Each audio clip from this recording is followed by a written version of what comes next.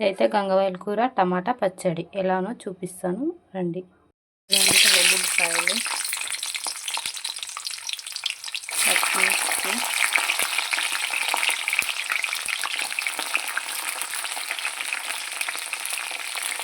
వేసుకొని బాగా కలుపుకోవాలి. ఈ నూనెలో బాగా మగ్గనియాలి. వెల్లుల్లిపాయలు పచ్చిమిర్చి ఇలా బాగా వేగిన తర్వాత ఇందులో చింతపండు,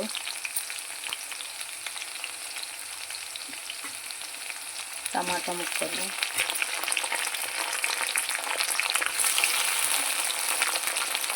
వేసి మగ్గనియాలి. కొద్దిసేపు మగ్గనియాలి బాగా. ఇలా బాగా మగ్గుతున్నప్పుడు నూనె పైకి పెడుతున్నప్పుడు గంగవాయల కూర కడిగి బాగా శుభ్రం చేసుకొని పెట్టుకున్నాను. వేసి కలుపుకోవాలి.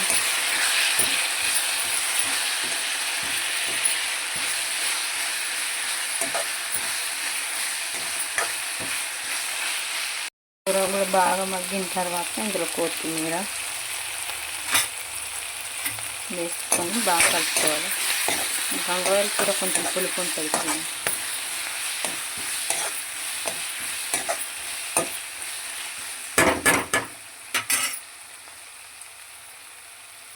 కొంచెం పసుపు